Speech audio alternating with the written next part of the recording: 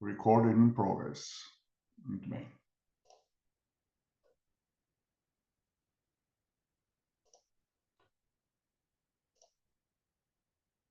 Então, estamos aqui de volta. Eu quero dar o meu bom dia a todos vocês. Feliz sábado, tanto para quem está assistindo agora ao vivo, para também quem vai assistir depois ali no canal É de Graça.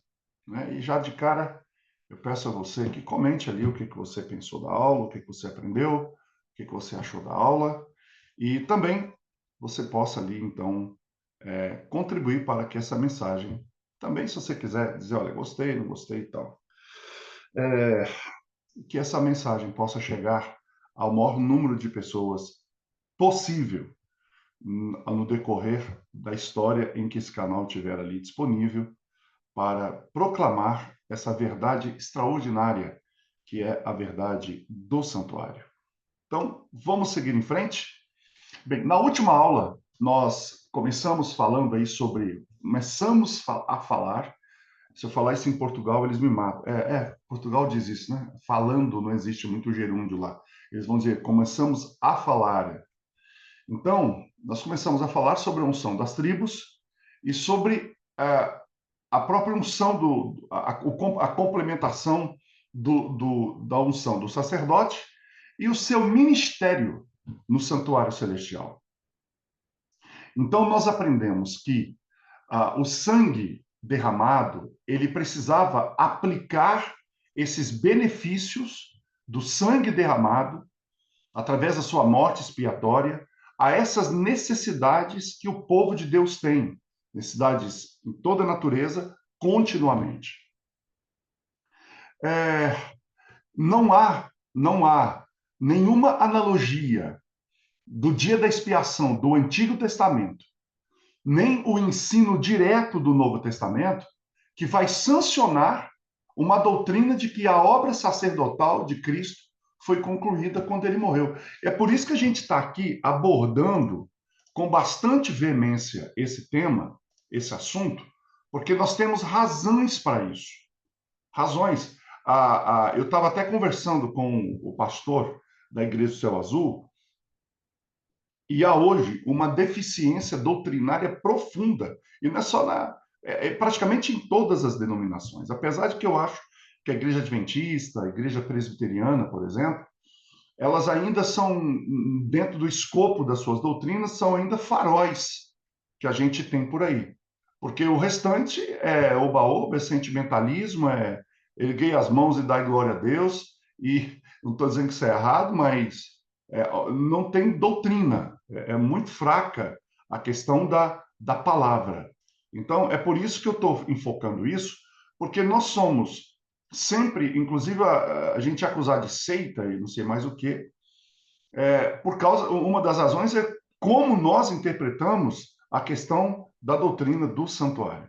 Né? Então, a gente acredita que a obra expiatória de Cristo ela não se completou na cruz mesmo. A Bíblia deixa muito claro que a morte de Cristo na cruz foi a providência. Cristo pagou os nossos pecados na cruz, pagou. Ele pagou, está pago. Os pecados do mundo foram pagos ali. Porém, ali também foi feita a provisão, para que os benefícios do seu sangue fossem aplicados agora no santuário em benefício do seu povo. Então, se ele foi entregue, ou melhor, ele foi entregue, mas ele também se entregou para a nossa justificação, se nós fomos reconciliados com Deus pela morte do seu filho, muito mais seremos salvos por sua vida. Então, de acordo com Paulo, não a cruz e a paixão, mas a ascensão de Cristo e a intercessão do sumo sacerdote são o clímax do trabalho do Salvador. Então, é através do poder de uma vida que ele tem sem fim, porque ele nunca morre, que ele, como vítima e sacerdote, agora ministra os benefícios do seu sangue em favor de quem? Em favor dos pecadores. Paulo, inclusive, ele compara outro aspecto do ministério de Cristo na igreja, que ele chama de a atual casa de Deus. Porque Deus tinha uma casa no deserto. Então, uma casa física, real, ali no deserto, implantada ali no deserto. Mas Paulo vai chamar a igreja na atualidade como uma igreja que é hoje a casa moderna, a casa atual, a casa moderna de Deus. Então, ele compara esse outro aspecto do ministério de Cristo na igreja atual, casa de Deus, ele compara isso ao trabalho de administração de Moisés e Arão em Israel, que era a antiga casa de Deus. Você pode ver isso, comparar isso, entender isso em Hebreus 3, do verso 1 até o verso 6. Então, do mesmo modo, da mesma maneira como Moisés liderou as tribos de Israel, e o sumo, veja, Moisés estava liderando, o sumo sacerdote supervisionando os sacerdotes comuns, eles fizeram isso no deserto.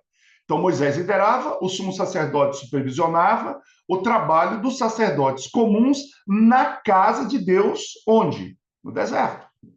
Da mesma maneira, eu entendo que o Salvador, o sumo sacerdote, tendo Deus como líder, supervisiona a obra de quem? De nós, os seus reis e sacerdotes, como diz lá em 1 Pedro 2, 5, 9, vós sois sacerdote real, nação santa, povo eleito de Deus, que estão hoje servindo na terra. E é interessante que essa visão, ela não está apenas afirmada nos escritos do Novo Testamento. Pelo contrário, esses escritos ou essas afirmações estão claramente vistas no Antigo Testamento. Por exemplo, eu cito aqui o livro de Zacarias. Zacarias, ele é um dos que corroboram o ponto de vista do salmista. Você vai ler em Zacarias 6, versos 12 e 13, escrito assim: assim fala o Senhor dos Exércitos, dizendo. É como se Deus estivesse apresentando alguma coisa, ele diz: eis aqui o homem, cujo nome é Renovo. Então Deus está dizendo: eu estou apresentando um homem, o nome dele é Renovo.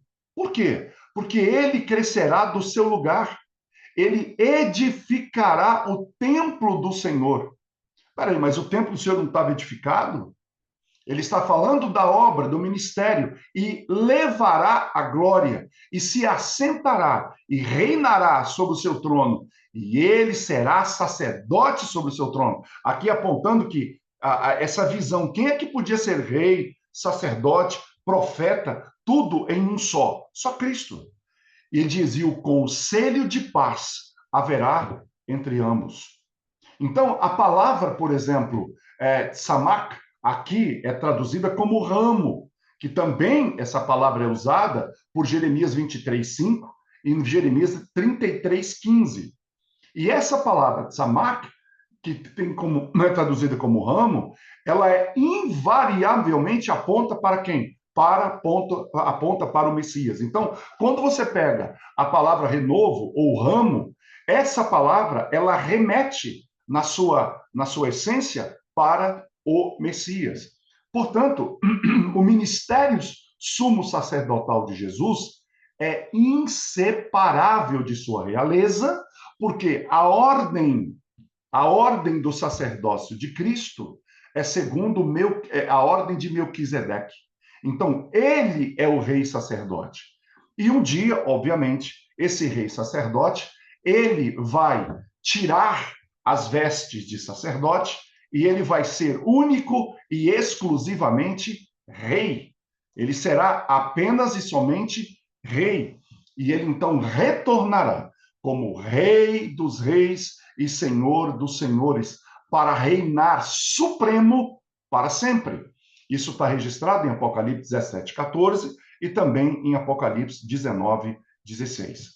Bem, até que isso aconteça, ele está continuamente ministrando para o bem-estar do seu povo. Portanto, se nós pudéssemos agora resumir, fazer um resuminho, seria assim, esse resumo. A gente poderia dizer assim, que dessa maneira, Cristo, por causa da sua própria justiça, perfeita, imaculada, sem mancha, sem erro, após ele derramar o seu precioso sangue, ele entra no lugar santo para purificar o santuário.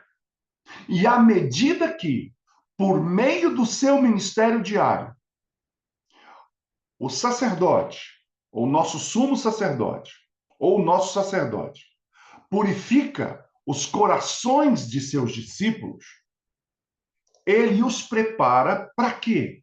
Para a purificação final do dia da expiação, que termina pouco antes da sua segunda vinda.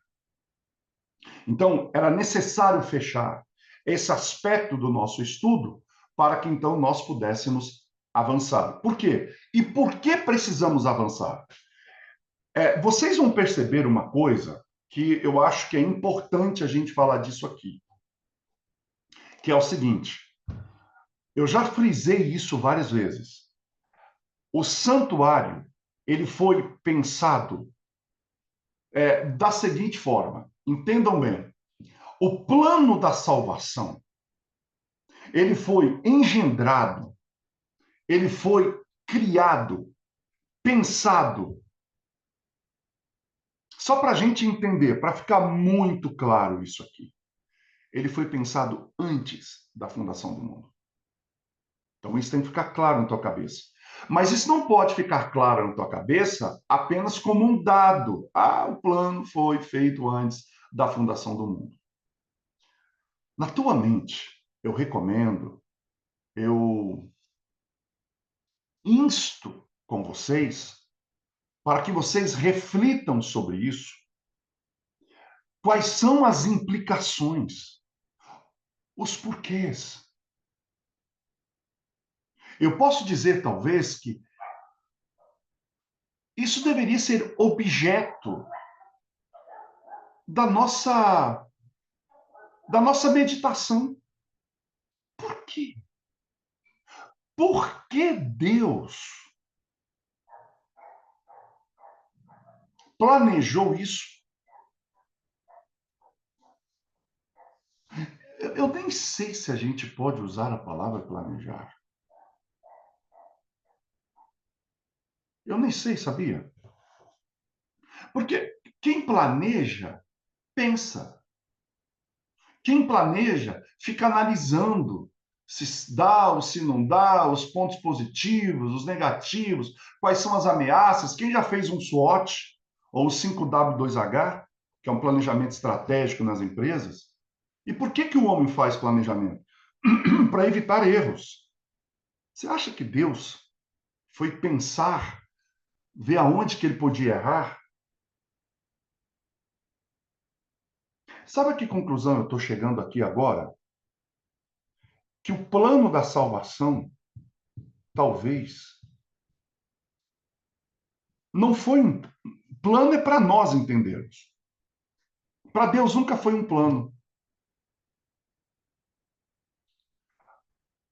Para Deus, executar as ações que ele executou é dele.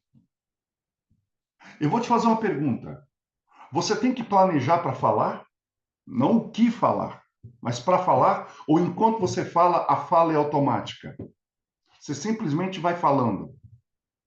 Para mim, eu estou aqui pensando que talvez quando a gente fala do plano da redenção, é o plano no sentido da exposição dele.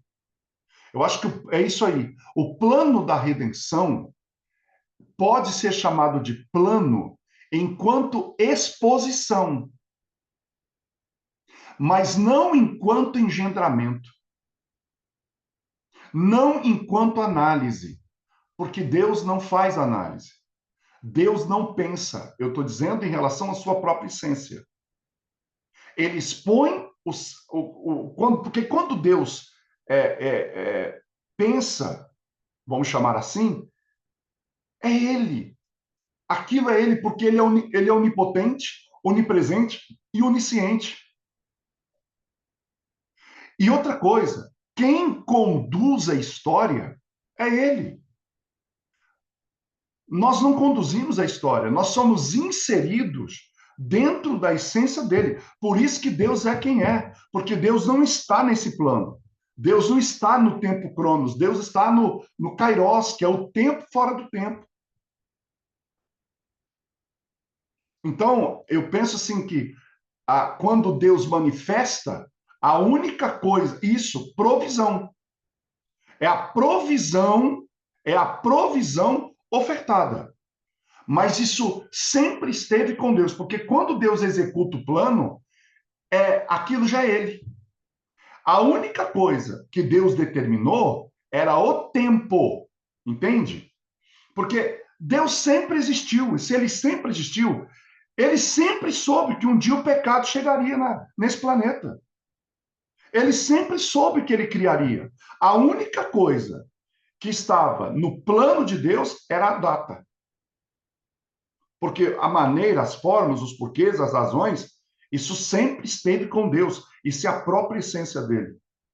Então, agora eu estou falando em relação a nós. Quando ele diz assim, então como é que o plano da redenção ele foi engendrado?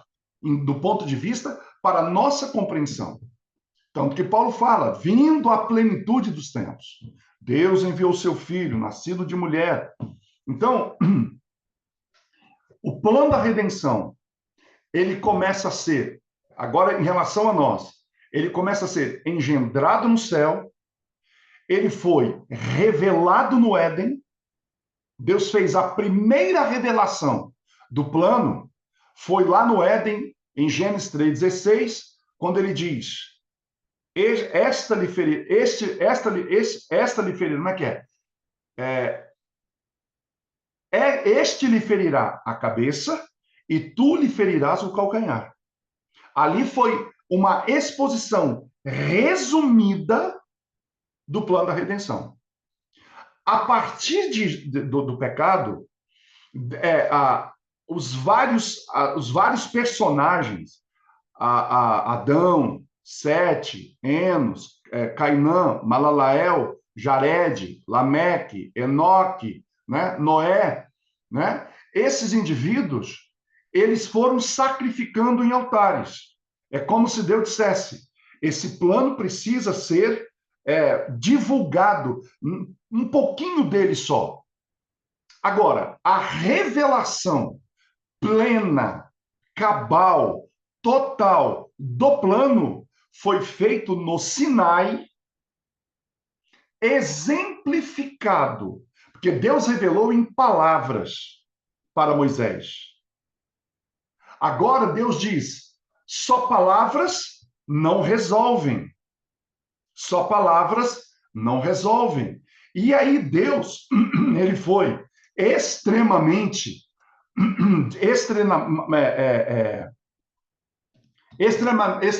didático. Tem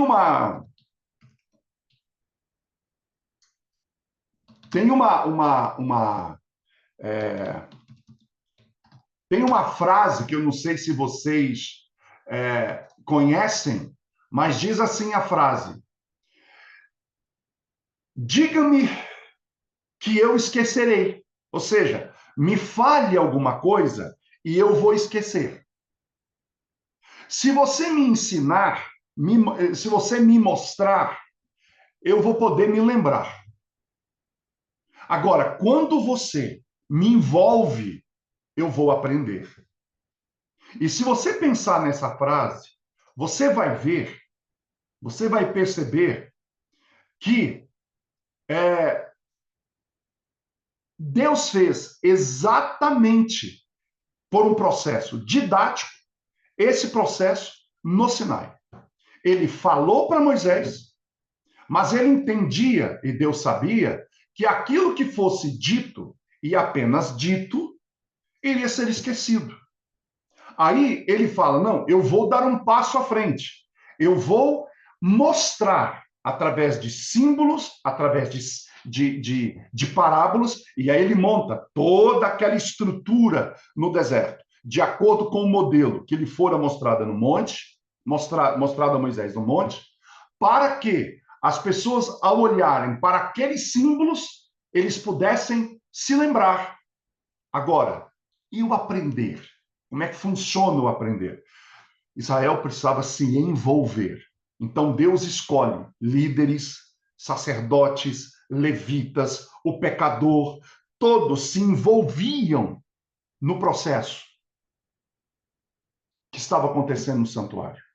Portanto, o plano foi engendrado no céu, ele foi divulgado no Éden, ele foi sendo replicado, contado em alguns símbolos ao longo da história. Depois Deus, ele então revela o plano completo no Sinai, começa a educar Israel nesse plano ao longo do tempo. Vocês vão percebendo isso? Que Deus levou 4.000 anos para mostrar o plano, ou seja, falar do plano. Ele levou 4.000 anos para transformar esse plano em símbolos, transformar esse plano em uma participação coletiva nele, ou seja, do momento do Éden até a morte de Cristo, levou 4.000 anos para Deus dizer do plano, explicar o plano, mostrar o plano, envolver as pessoas no plano. 4.000 anos. 4.000 anos depois, ele vem e executa o plano. Isso dá a entender como é o tempo para Deus. Deus levou 4.000 anos só para dizer o plano e explicar o plano. E mostrar o plano. 4.000 anos mostrando. 4.000 anos depois, ele vem e começa a executar o plano. Então, em que fase, 2.000 anos depois, nós estamos do plano? Nós estamos na fase da execução do plano. Nós estamos na fase da execução do plano, e eu posso lhe garantir que na fase final já da execução do plano. Então, o que você percebe? Isso é uma das coisas que a gente pode pensar na lógica divina. Veja bem, quando Deus veio revelar o plano pela primeira vez, ele desceu, ele veio, essa foi, nesse sentido, a primeira vinda de Jesus à Terra, porque o pecado já havia entrado. Então, eu estou fazendo só uma, eu sei que alguns vão achar que isso é maluquice, né? Mas a primeira vinda de Cristo após o pecado foi no Éden. A primeira vinda dele foi no Éden. A segunda foi para explicar. A segunda vinda foi no Sinai, para apresentar e aplicar de fato o plano ali, para que tudo tivesse sentido. A terceira vinda dele já foi onde? Já foi no Calvário, onde ele veio, ele se apresentou pessoalmente de novo para iniciar o plano. Então ele veio para falar do plano no Éden, ele veio para revelar e mostrar todas as etapas do plano no Sinai, ele veio a terceira vez para começar a executar o plano, e ele virá uma quarta vez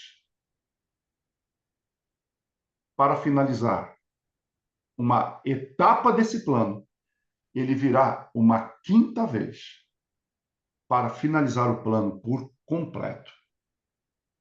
Então, se você olhar, Deus veio. Quantas vezes ele já veio? Ele já veio 3. Nesse sentido do plano, tá? Porque ele também foi a primeira, quando ele esteve aqui na Terra, na verdade, e a segunda vez, obviamente, é quando ele voltar. Mas haverá uma terceira, quando a cidade santa descer. Então, eu entendo que são 5 vezes que ele veio aqui. 5 vezes. Ele virá. 3 ele já veio, e ele virá mais 2. Então, nós estamos chegando no finalzinho do plano. E qual é o plano? Esse é o ponto. Eu queria contar tudo isso para a gente chegar nesse ponto. Qual é o plano? Como Deus lidou com o pecado. E isso é algo que a gente precisa, sabe, nos preocupar com isso, no sentido de entender como é que Deus lida com o pecado. Quando nós olhamos para o santuário, nós vemos que o pecado, gente, não é brincadeira, não. O negócio é sério. Haverá uma aula pela frente, e ontem eu estava falando com a minha irmã, bom dia, mano, tá aqui conosco, chegou atrasada, né? Ó, levou falta hoje, hein? Não ganhou presença, não. Então, é, haverá uma aula aí pela frente, quando a gente vai falar sobre a questão do pecado propriamente dito. Vocês percebem que as igrejas hoje, uma grande maioria delas, e o mundo não fala em pecado, ninguém fala mais em pecado. Só que a maneira como Deus encara o pecado é visto muito claramente em toda a estrutura do plano. Então, a estrutura do plano é como Deus vai resolver o problema do pecado. E isso está muito claro ali, dentro de todo o plano que é apresentado desde o Éden até o seu final. Então, a pergunta que a gente tem que fazer é o seguinte: olhando para o santuário, como é que Jesus nos liberta da escravidão do pecado? Então, vamos entender isso agora, porque nós temos que nos libertar dessa escravidão. Entenda bem, a libertação final, cabal, absoluta do pecado acontecerá, obviamente, lá no final, quando Deus vai destruir tudo. Deus vai nos livrar da natureza pecaminosa na sua vinda, quando formos transformados, um abrir e fechar de olhos os vivos e os mortos já ressuscitarão com uma nova natureza. Mas a escravidão, a servidão ao pecado, isso precisa de uma libertação agora, neste momento. Bem, eu vou pedir licença a vocês. Eu estou tomando um remedinho que me faz ir ao banheiro mais vezes. Eu tenho que sair agora, não tem jeito, a live é assim. Então, aguarde um minutinho que eu já retorno.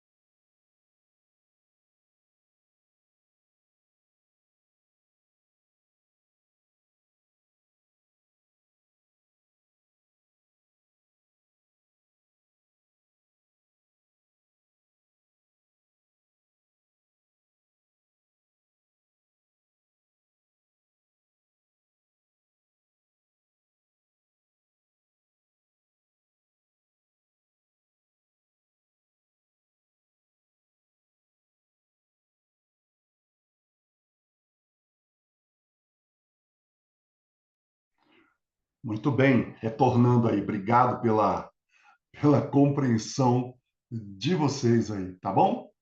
Então, vamos lá. É, onde a gente estava, onde a gente parou aqui. Bem, eu estava falando então como Deus nos livra da escravidão do pecado. Então ele diz: nós somos livres, em Cristo nós somos livres. Então, como é que ele nos liberta? Será que no santuário nós temos condições de ver essa libertação do pecado, que deveria ser o sonho de todos nós? Então vamos lá, seguindo em frente aqui, para falar como Jesus nos liberta dessa escravidão. Bem, vamos voltar para a questão dos sacrifícios. Veja, essa aula é para preparar vocês para as próximas aulas. E eu tenho falado isso aqui, eu tenho insistido, desculpa se eu sou insistente. Prestem atenção, se tiver uma caneta, escreve, porque, gente, compreender isso é a base para compreender toda a Bíblia. É por isso que muita gente não entende a Bíblia, porque não estuda o santuário. Se eu não estudar o manual de um carro, eu não vou entender como é que o carro funciona. Então, os sacrifícios sangrentos, havia os sacrifícios com sangue? Haviam. E haviam as ofertas. Vejam, eu não chamei aqueles que não tinham sangue de sacrifício. Então, havia o sacrifício e havia a oferta. Havia o sacrifício sangrento e a oferta não sangrenta. Isso tudo que era apresentado no tabernáculo de Israel só apontavam para uma coisa: o sofrimento do Cordeiro, ou os sofrimentos do Cordeiro de Deus, e mostrar as maneiras, simbolicamente, as maneiras pelas quais ele faz a expiação do pecado do pecador na sua vida. Então, havia alguns elementos nessas ofertas, nesses sacrifícios, que nós precisamos saber e entender o que eles representam. Quais são os três elementos básicos? Vamos lá. O primeiro, o ofertante designado, aquele que estava ofertando. Tinha ali o sacerdote que oficiava, ou melhor, antes, né? A oferta que era prescrita especificamente. Isso é um detalhe importante. O pecador não podia trazer uma oferta X para um pecado Y. A oferta ou o sacrifício tinha que ser específica para o pecado ou para o propósito ou objetivo que o pecador tinha com aquilo. Não era tipo assim, eu pequei aqui, eu vou levar isso. Não, não. É como se tivesse um manual dizendo, para isso, leva isso. Quer isso? Tem que levar isso. Quer aquele propósito? Leva aquilo. Então é muito importante que a gente tenha essa clareza. Então havia o ofertante, que estava designado, a oferta prescrita, e havia o sacerdote oficiante. Não importa. Qualquer um desses três, o ofertante designado, a oferta prescrita e o sacerdote oficiante, o foco sempre estará em Jesus. Por quê? Como é que Cristo representa o ofertante? O que Cristo ofertou? Então, como ofertante, Cristo veio oferecer uma oferta. A quem? Ao Pai. Quem era a oferta? Ele. É interessante que Cristo, ele era o ofertante e ele era a oferta. É por isso que eu posso lhe garantir. Alguém fala assim: quem matou Jesus? Ninguém. Ah, foram os romanos? Não. Foi os judeus? Não.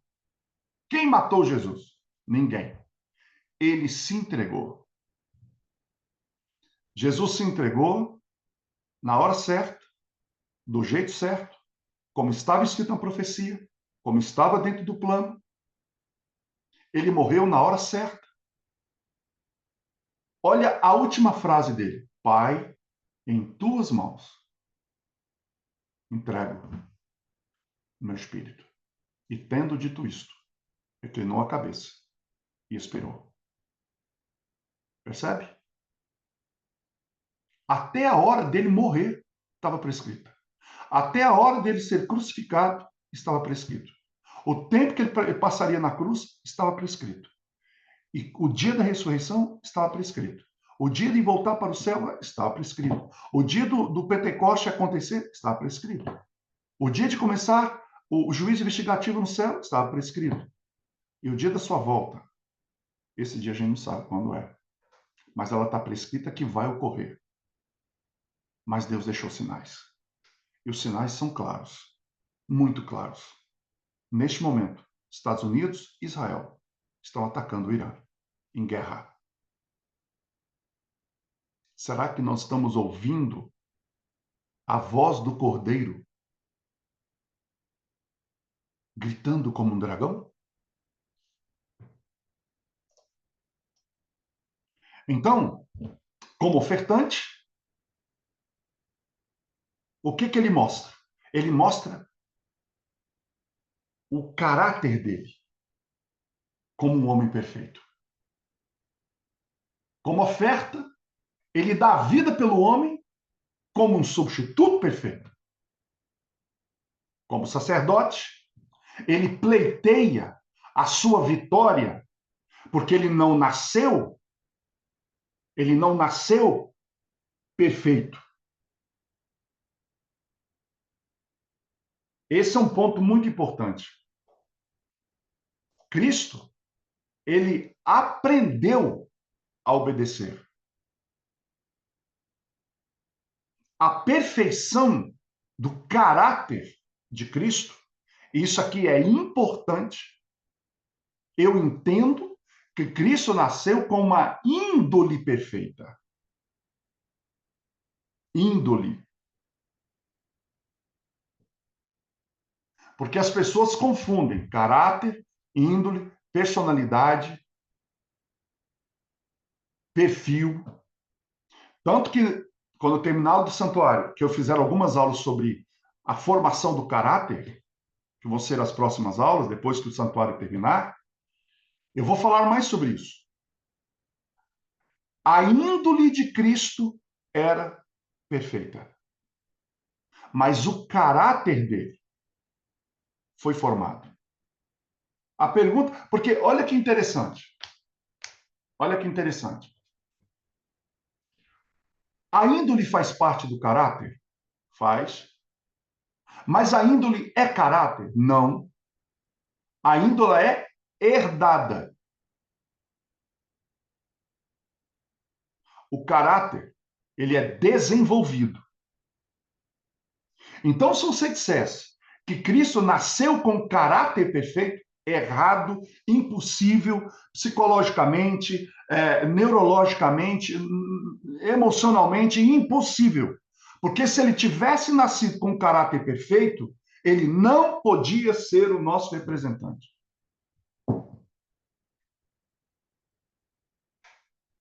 Então, o que Cristo, na minha visão, veio perfeito? Na índole. Nós não. Nós nascemos com uma índole contaminada. Cristo não nasceu.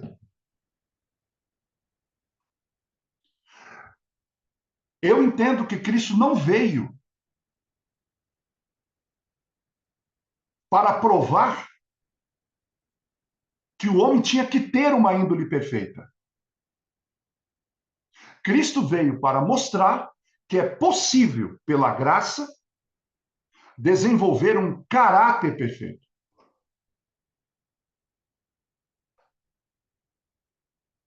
Então, o caráter de Cristo foi aperfeiçoado pelas coisas que sofreu. Então, como que o caráter de Cristo foi aperfeiçoado? Por tudo que ele passou. Ah, mas ele tinha vantagem pelo fato de ele ter uma índole perfeita? Não, sabe por quê? Porque a índole não é determinante. Ela contribui, mas ela não é determinante na formação do caráter.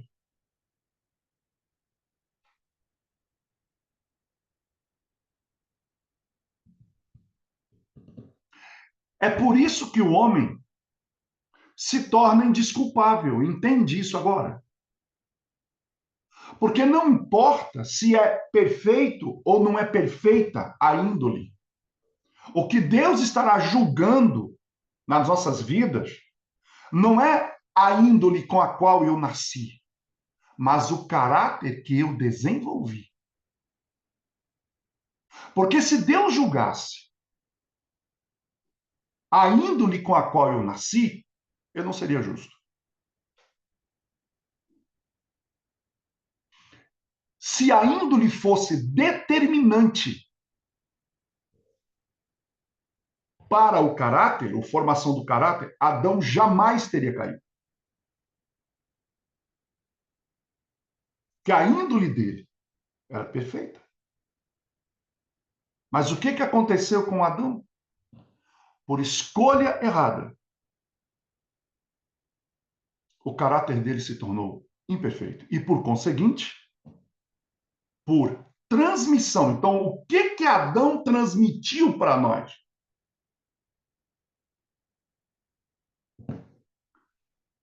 A índole dele. passou então a ser contaminada e imperfeita.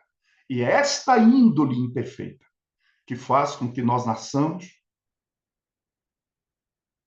com a natureza pecaminosa.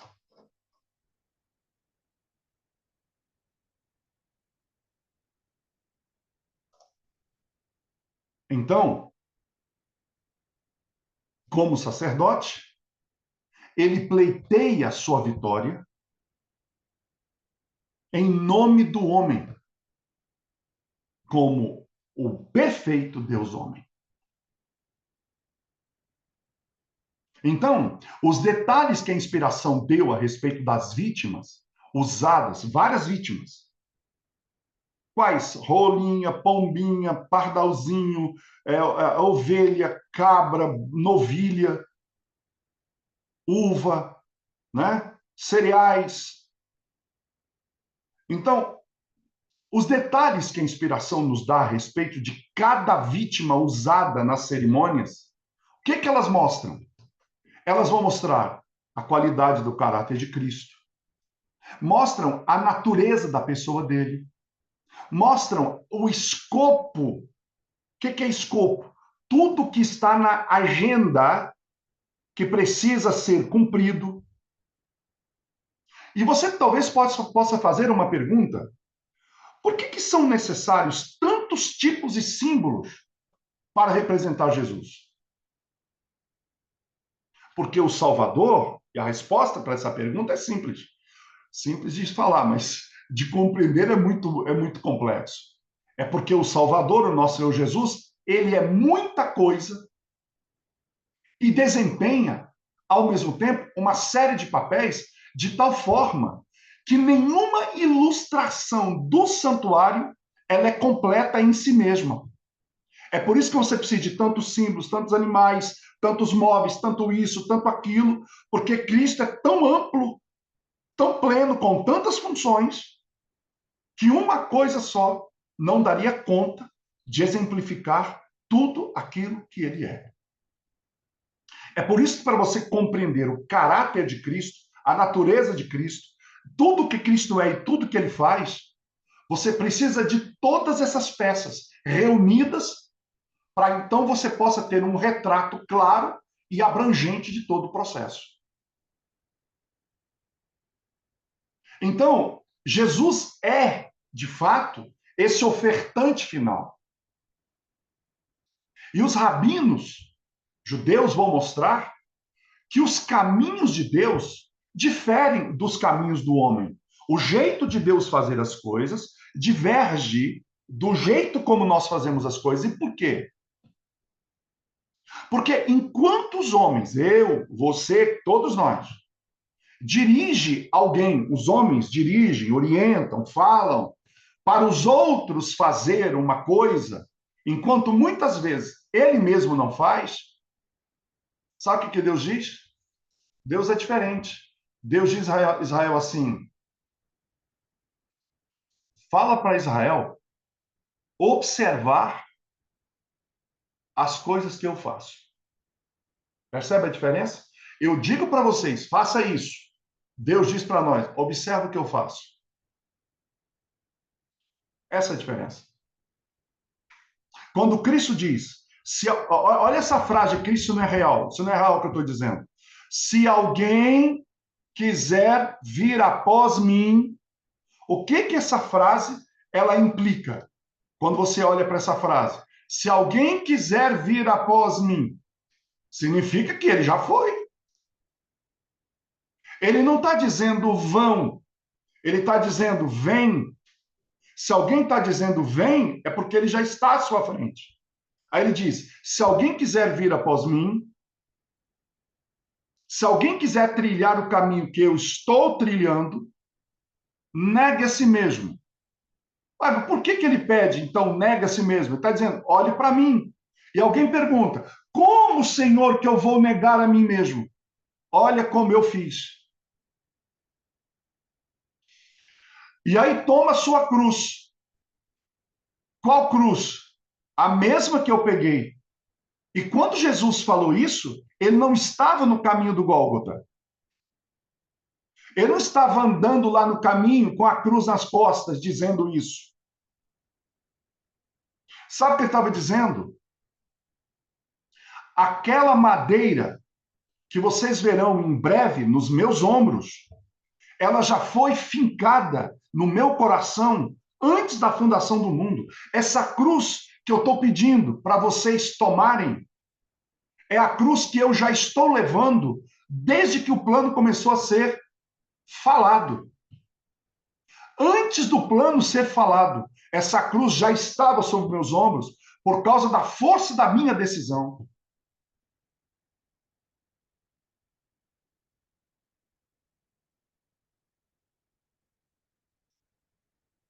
E aí vem e segue-me. Para eu seguir alguém, é preciso que haja uma trilha, um caminho, uma direção, uma forma. Então, isso é a prova cabal da maneira como Deus faz as coisas. O que eu estou querendo dizer é que ninguém compeliu o Filho de Deus ao altar da cruz para morrer. Essa é outra diferença brutal em relação a nós. Ninguém convidou Jesus, ninguém compeliu Jesus. O Espírito Santo não teve que convencer Jesus. Olha nós como somos diferentes. Nós temos que ter um Espírito Santo para nos convencer. Deixa eu dizer uma coisa para você. Você que é crente. Você não é crente porque você é bonzinho, não. Você não é crente porque você decidiu, não. Você não é crente porque você raciocinou, analisou e viu que era uma melhor opção, não.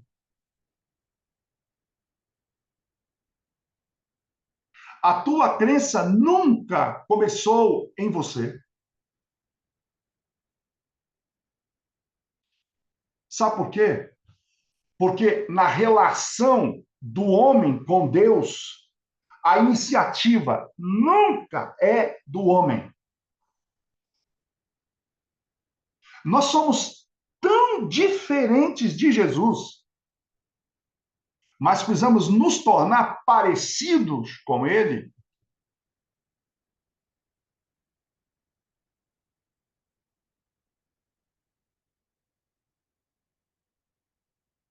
Que no nosso caso, precisa do Espírito Santo me convencer.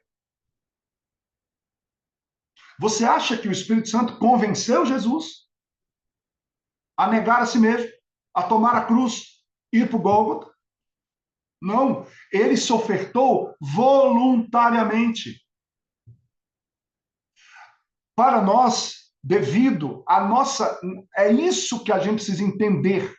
O que significa inimizade entre o homem e Deus? A inimizade entre o homem e Deus é não há possibilidade de reconciliação. Não por causa de Deus, mas porque o homem, por si mesmo, ele recusa na sua alma firmemente Deus. E quando eu estou falando de recusar firmemente Deus, é de recusar, não é a existência dele. O diabo sabe que ele existe, meu irmão.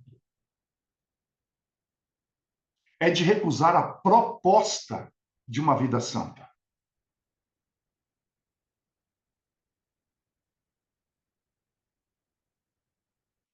Então, se você hoje está onde está, você está só por uma razão. Graças a Deus que você e eu fizemos isso. Nós respondemos sim à proposta que nos foi feita. Só isso. O nosso papel nesse processo é responder. A iniciativa nunca é do homem. O homem sempre vai responder a uma iniciativa de Deus. Então, hoje, quando você for ao templo adorar, você estará lá, não porque você é bom, não porque você é o cara ou a cara, não porque você chegou à conclusão por si mesmo, Você só estará lá porque teve um agente externo que invadiu tua vida, invadiu tua alma e começou a trabalhar no profundo do seu ser, te dizendo: do jeito que você está perdido. Eu tenho uma solução para você. Aceite o convite. E mesmo às vezes duvidando, meio cambaleando, falou: tá bom, eu vou lá. Eu vou lá ver o que é isso. Gente, se o homem não fosse resistente, todo convite seria um sim. É por isso que eu falo, é impossível ficar inerte diante do convite da salvação. O homem sempre vai ter uma resposta, nem que seja o silêncio. O silêncio é uma resposta. A recusa é uma resposta. A salvação, portanto, ela é ofertada a todos, mas alguns amaram mais as trevas do que a luz, e é daí que veio a condenação.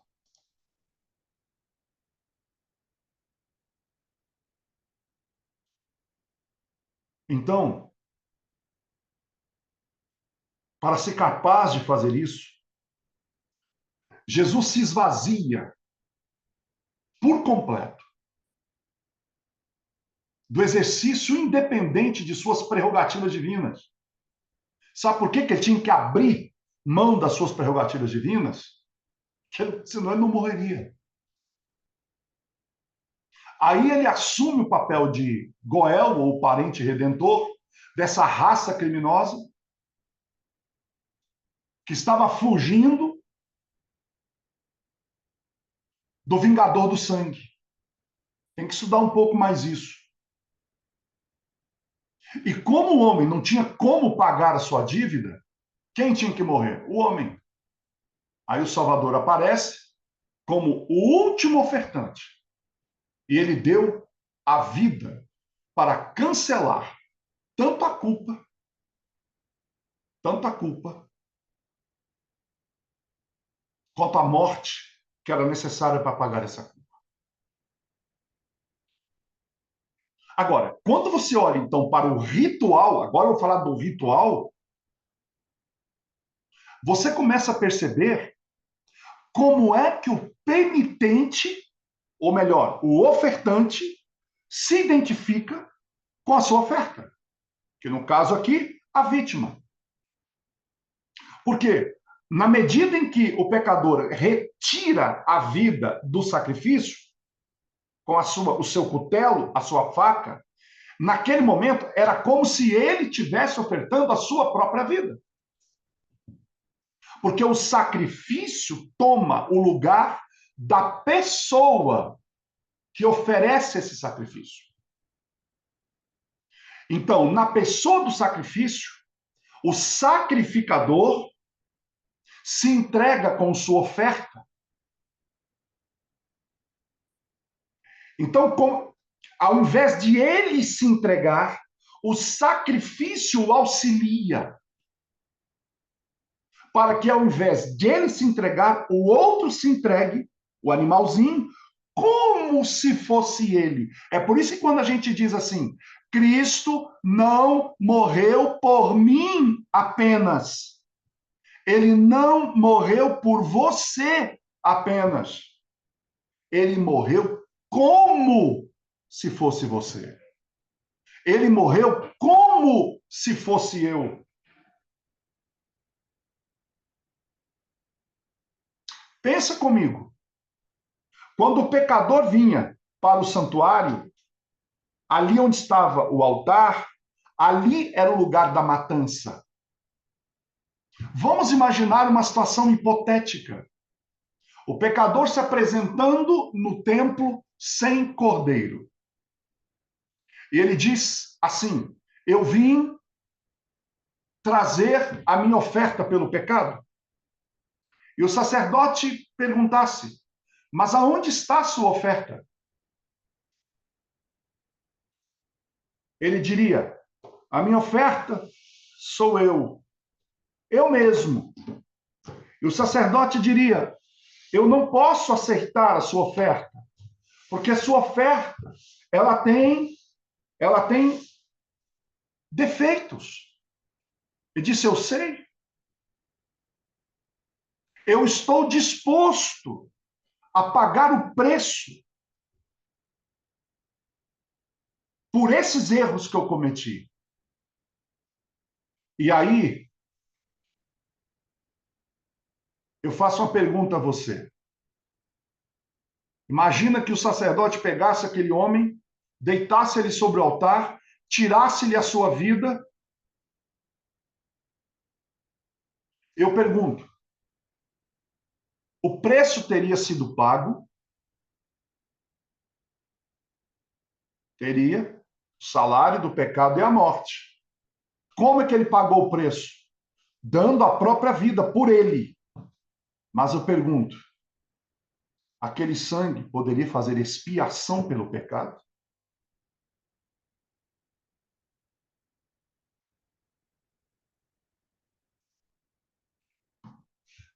Uma coisa é pagar a dívida, outra coisa é poder fazer expiação. O cordeiro, quando ele era sacrificado, ele, enquanto oferta, ele pagava a dívida do pecador. Mas só porque ele era inocente, sem mancha, sem mácula, sem defeito, é que ele poderia fazer a expiação pelo pecado.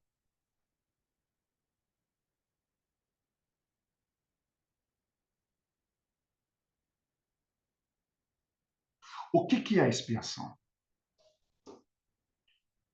É estabelecer as responsabilidades e colocar isso sobre alguém. E alguém levar isso com ele. É por isso que no final da história, os salvos terão os seus pecados expiados, perdoados, lavados, purificados pelo sangue do Cordeiro, e Cristo levará para ele o pagamento. Mas a responsabilidade pela culpa, pelo pecado deles, será colocada sobre o bode Azazel. E os ímpios? Né? Os ímpios não terão expiação. E é por isso que essa morte é uma morte eterna. Não tem como voltar. Porque o pecado não pode se levantar uma segunda vez.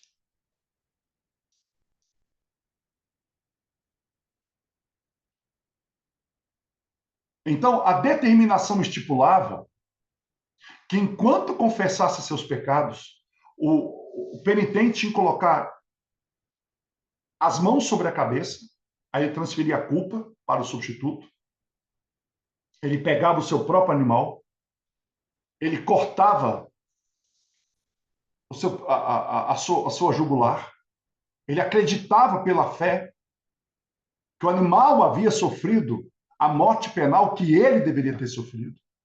E agora ele se sentia feliz, liberto da culpa e cancelamento da sentença. Que é a mesma coisa que Jesus fez. Então, Jesus, essa oferta final, ele assume a posição do homem condenado pela lei. E o objetivo desse seu autoesvaziamento é garantir que, como ele é, assim nós somos neste mundo. E aí é uma data em que a gente não sabe qual é, ele deve ver essa terra como o exemplo sem defeito do homem, o substituto sagrado, e se apresentar como se apresentou aqui pela primeira vez. Então, por isso que Deus, que ele quer com isso? Ele quer fazer com que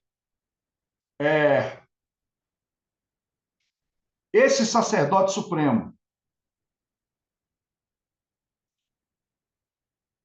quando ele pegava, ou melhor, quando o sacerdote no deserto pegava o sangue dessa vítima derramada, então ele precisava levar esse sangue derramado para onde o pecador desejava ir.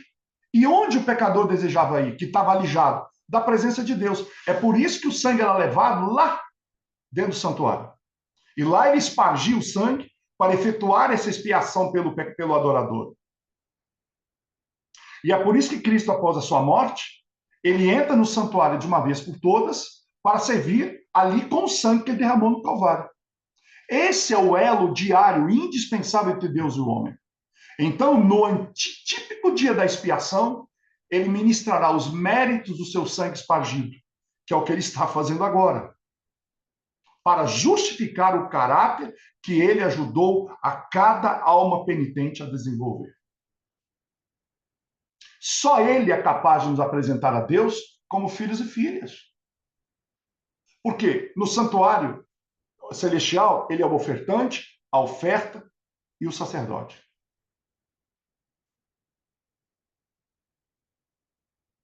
Então, a questão fundamental aqui é o seguinte: no sistema levítico, haviam 3 elementos para realizar a purificação ritual: sangue, água e fogo. A gente já falou do sangue, vamos falar do sangue aqui. A gente já falou do sangue em algumas aulas passadas, mas a gente pode examinar isso um pouco mais. A Bíblia diz que a vida da carne está no sangue. Em Levítico 17:11, ele diz: a vida da carne está no sangue, pelo que vou-lo tenho dado sobre o altar, para fazer expiação por vossas almas. Então, quem é que faz expiação? É o sangue. Porque o sangue que fará expiação pela alma. Então, no sistema sacrificial, o sangue é sempre representado como a vida da vítima, ou representando a vida da vítima inocente. Porém, a eficácia expiatória depende do quê? Da qualidade da vida que ele viveu antes e depois da ressurreição. É por isso que o sangue de Cristo pode expiar, por causa da qualidade da vida que ele viveu. Outra coisa, o sangue é o melhor agente de limpeza. Ele remove toda partícula de matéria morta dentro do tecido. Por isso que o sangue diz que o sangue de Jesus Cristo nos purifica de todo o pecado e o sangue então fará expiação pela alma. Agora, um detalhe importante, é por causa da fonte de onde o sangue veio, que é Cristo, que esses resultados são eternos e muito preciosos. Então, o sangue sacrificial empregado no santuário celestial, que é representando o sangue do Cordeiro de Deus, o sangue fazia? Ele registrava no santuário, através da aspersão, os pecados confessados, dos quais havia arrependimento e perdão. Esses registros em formato de sangue, então eles foram colocados no véu, nas pontas do altar de ouro, a gente já estudou isso, e nas pontas do altar de bronze no pátio. E dessa forma, o sangue ele era levado para dentro do santuário para que o pecado entrasse lá. Por exemplo, no Novo Testamento, a palavra sangue é sempre nos usada, obviamente, para lembrar o sacrifício de Jesus. A palavra sangue é mencionada 3 vezes mais que a cruz, 5 vezes mais que a sua morte. E as funções do sangue são devidamente explicadas no Novo Testamento. Eu vou dar alguns exemplos de textos bíblicos que ali é explicado. Por exemplo, o que ele representa? Vamos lá. Diz que o sangue purifica. Isso está em Levítico 16:19, mas também em 1 João 1:7. E o sangue de Jesus Cristo nos purifica de todo o pecado. O sangue justifica. Então, purificação, João 7, 1 João 7. Justificação, Romanos 5:9. Reconciliação, Efésios 2:13. Redenção, Efésios 1:7. Santificação, Hebreus 10:29. e perdoa pecados. Hebreus 9, 22. Portanto, os pecadores que são reconciliados com Deus pela morte de Cristo são salvos pela sua vida. Outra coisa importante também, em alguns rituais, o sangue era tipificado, representado pelo vinho, que é a essência da uva. E aí Jesus, então, no cenáculo, usa o vinho e os discípulos, ao perceberem e ao receberem aquele vinho, eles estavam, vinho sem álcool, obviamente, eles estavam identificando com a vida deles, com a vida de Cristo, que haveria de ser entregue no Calvário. Então, esse é o sangue. Segundo, agente é a água. A água é o agente mais eficaz para remover impurezas superficiais da pele, roupa e tudo mais. Funciona bem e não causa dor. Então, Paulo ele compara a purificação com a água a quê? A mensagem inspirada das Escrituras aplicadas à mente do crente pelo Espírito regenerador. Você vê isso em Tito 3,5, Timóteo, 3,5 e 6, Efésios 5, 26 e 27. Ele diz que essa palavra, que é a água então aqui é a palavra. Jesus é a água, Jesus é a vida, Jesus é a palavra. Diz que ele penetra nas juntas e medulas da existência para expor o quê? Pensamentos e intenções do coração. A intenção é o que revela os nossos comportamentos, o nosso inconsciente, o nosso comportamento automatizado. O escopo dessa purificação é ilustrado tanto pelo batismo quanto para também o lava-pés. E essa água, ela conecta com o santuário em que local? Com a pia. Lembra que na pia, na entrada do santo, não havia a água? Então, o sangue e a água se combinam para garantir a aceitabilidade e a eficácia do sacrifício. E por fim, então, último, nós temos o fogo. E quando a gente pensa no fogo de Deus, a gente está pensando aonde? No altar de bronze, ou melhor, de cobre, que está queimando lá fora. A gente já falou sobre isso e nós vamos rever. A Bíblia diz que Deus é fogo consumidor. Então, o fogo é o melhor agente para destruir o lixo, as impurezas. É através do fogo que Deus remove, tira fora a escória do pecador. Então, Cristo remove, purifica, limpa, consome o refúgio. O fogo do altar não era uma chama comum. Ele foi aceso pelo próprio Deus lá no começo. E o que aquele fogo simbolizava? Ele simbolizava o ato de aceitar o que era digno. Paulo até fala que os materiais preciosos, como o ouro, eles são refinados pelo fogo de Deus. E esse ouro é a fé, a obediência e as boas obras, que dia a dia vão se incorporando ali ao caráter da pessoa, pela fé e pela graça, vai encandecendo a pessoa, enchendo ela do fogo divino. Enquanto as impurezas, como a madeira, o feno, o restolho, acaba sendo queimado. Por exemplo, na história da Bíblia, nós temos o fogo lá naquela aliança que Deus fez com Abraão, naqueles animais que foram separados, Abraão ficou andando aquelas partes, veio o fogo e queimou aquilo. Também o fogo ratificou ou aceitou a vítima apresentada por Arão no santuário. O fogo validou o presente de Gideão ao anjo, que fez aquela teofania, recebeu também a oferta de Manoá, também o sacrifício de Davi, a oferta de Salomão no templo. E a última manifestação dessa chama, que foi registrada no Antigo Testamento, foi aquela que queimou e validou o sacrifício de Elias no Monte Carmelo.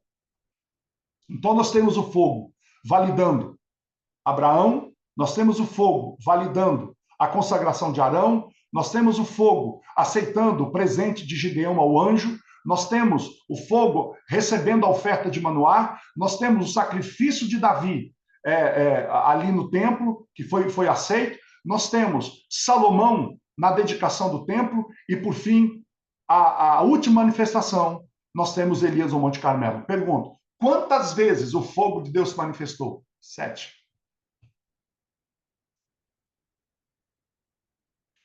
Mas houve uma oitava, no Novo Testamento, que foi quando, aí foi simbólico, quando línguas de fogo vieram e purificaram a mente daqueles discípulos.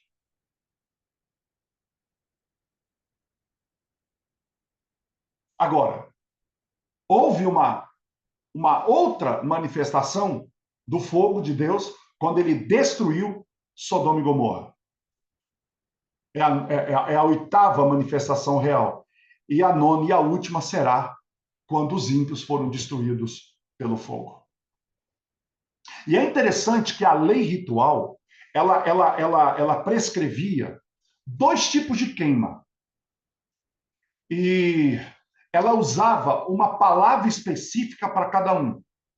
Por exemplo, catar é uma palavra que literalmente significava virar fumaça, vaporizar. E esse vaporização, ele era como um sabor doce para Deus. Eu já tinha muita dificuldade no passado de entender isso. Como que um sacrifício se tornava doce para Deus? É por causa do resultado dele. Porque quando o sacrifício era aceito, Deus estava dizendo que a reconciliação havia sido feita. Então, o sabor adocicado para Deus é: ai, finalmente consegui me reconciliar com Ele.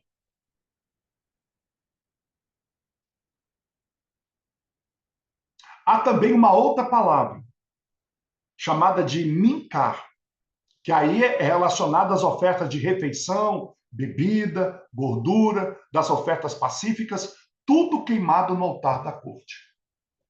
Então havia o catar, que vaporizava tudo, e havia o mincar, que era usado para aquilo que acontecia com as refeições, bebidas, as ofertas pacíficas.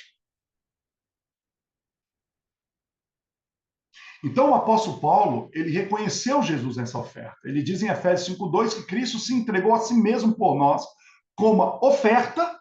Olha só, oferta sempre é cereais, gordura, bebida e sacrifício por Deus. Então, Jesus foi queimado simbolicamente pelo catar, foi vaporizado, e também pelo mincar, como oferta. Outra palavra que é usada é saraf, que significa consumir e queimar. E isso já é usado para as ofertas que eram queimadas fora do santuário, que eram reduzidas a cinzas, né, que era queimado fora do pátio. E Paulo também reconheceu Jesus nessa oferta. Ele diz que Deus o fez pecado, ou seja, literalmente oferta pelo pecado, mesmo que ele não tenha cometido nenhum pecado. Então, sangue, água e fogo, de fato, são símbolos muito importantes. Então, gente, eu quero finalizar essa aula de hoje dizendo que quando nós estudarmos as 4 grandes ofertas, já começa na próxima aula, que representam a Jesus, a gente sempre tem que estar atento às maneiras pelas quais elas mostram os sofrimentos de Cristo, sua morte e seu triunfo final. 3 desses rituais, ofertas queimadas, ofertas pacíficas e pelo pecado, que nós vamos estudar mais à frente, já na próxima aula, exigia a morte das vítimas. Por quê? Porque a virtude deles estava no sangue. E quando o sangue derramado foi espalhado nos altares de ouro ou bronze, havia ali, é como se tivesse ali uma proclamação triunfante. Cristo morre nesse símbolo por toda a humanidade. Agora, as ofertas de refeição, de bebida, elas não eram sangrentas. Elas consistiam de grãos, azeite e suco de uva. E o que elas representavam? Elas representam a colheita da humanidade, seus frutos ou produtos de seu trabalho, isto é, as obras. Então, neles, ou seja, nessas ofertas, tudo que ele havia adquirido ou possuído, como suor do rosto, era colocado simbolicamente ali no altar. Então, quando o sacerdote colocava essa oferta não sangrenta, no que era colocado o sacrifício sangrento por baixo, a oferta sem sangue por cima, no topo, o que era para lembrar o adorador o quê? Que Cristo esvaziou a si mesmo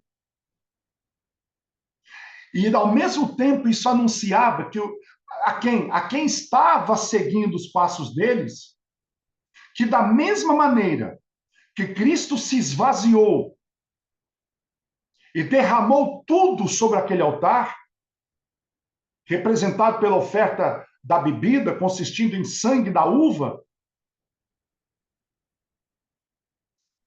Cristo que estava derramando a vida, a sua própria deidade ali na cruz, dizendo: você como ofertante, eu e você como ofertante, precisamos também colocar tudo sobre o altar.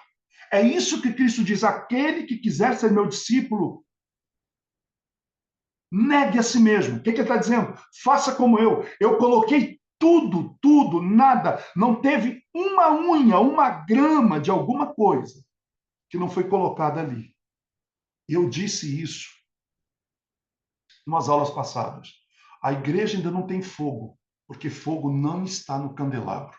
O fogo está no altar. E só teremos fogo quando tudo for colocado no altar.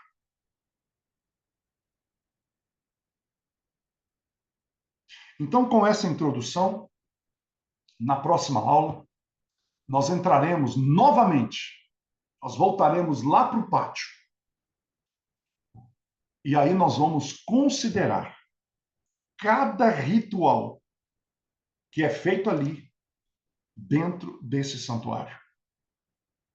Então, eu entendo, meus queridos, que talvez vocês pensem assim, as aulas são demoradas, né? Elas não avançam muitas vezes como você gostaria, mas não tem problema. Eu estou aqui, não estou preocupado com o tempo, estou preocupado que você entenda, que as aulas expliquem com clareza. Agora, eu acredito que você pode ir lá no YouTube, revisar as aulas, porque tudo que Deus me deu a oportunidade de ensinar, e eu também aprendo, de nós aprendermos juntos aqui, foi para preparar a gente, para agora sim entender os rituais do santuário. Vimos todos os móveis, todos os seus simbolismos, vimos a unção das tribos, a unção do sacerdote, o porquê dos sacrifícios, o sacrifício de sangue, de não sangue. Agora, nas próximas aulas, nós vamos ver os 4 principais rituais. Depois, nós vamos ver as festas. E nas festas, nós temos ali a festa dos tabernáculos, das trombetas, dos pães ázimos, a Páscoa, né? Nós vamos ver ali o dia da expiação, nós vamos ver todas as ofertas. Para que então nós cheguemos na última oferta, festas, né? Nós cheguemos na última festa. Não na penúltima, né, na verdade. A penúltima festa, que é o que nós estamos vivendo agora, que é a festa do Yom Kippur, para encaminhar para a última festa. E qual é a festa? A festa do tabernáculo. Falta só essa. Só essa festa. E aí nós vamos ter compreendido todo o ritual e todo o plano da redenção. Espero que vocês tenham gostado da aula de hoje. Espero que você tenha aprendido com a aula de hoje. Que Deus abençoe vocês. Que se vocês assistirem lá no YouTube, vocês possam contribuir para fazer comentários, porque eu queria muito que essa mensagem... Eu falo sempre, eu não ganho nada com isso. Isso aqui é feito voluntariamente, é de graça e sempre será. Mas você pode ajudar, fazendo com que outros tenham acesso a esses dados, essas aulas, essas informações. O Evangelho do Reino é esse Evangelho. Precisa ser pregado. Vamos orar. Pai querido e santo, obrigado por essa aula de hoje. Obrigado por Jesus. Obrigado pelo plano. Obrigado por ter se revelado a nós de uma maneira tão extraordinária. Obrigado por nos convidar quando não queríamos ir. Mas hoje nós dissemos sim ao Senhor. Estamos chegando em nome de Jesus ao trono de graça, buscando poder para viver a vida que nós escolhemos ter ao teu lado. Viva em nós, Senhor Deus, a pessoa do teu Espírito, Senhor Jesus, o que o Senhor viveu aqui nesse corpo galileu. Nós queremos segui-lo, sermos seus servos e sermos purificados, lavados, santificados, para que um dia nós possamos viver para sempre na sua presença, num lugar onde não haverá mais morte, nem guerra, nem pranto, nem dor, porque as primeiras coisas terão passado e o Senhor terá feito tudo novo. Como nós ansiamos por esse dia. Venha logo, Senhor Jesus, mas antes, nos prepare, nos capacite e nos encha de poder para dizer aos outros, tantos, que precisam se converter, se arrepender e tomar sua decisão. Em nome de Jesus oramos. Amém. Que Deus possa abençoar a todos. Grande abraço, Célio. Falar aqui o nome por nome. Célio, Claudinha, Zezé, Jonas, José, o Nero, Jussara, Marcelo, Milton, Neuziene, Paulo Cacheche e mais dois aqui que eu não sei quem são, porque não tem nome. Fiquem com Deus e até sábado que vem, se Deus assim nos permitir.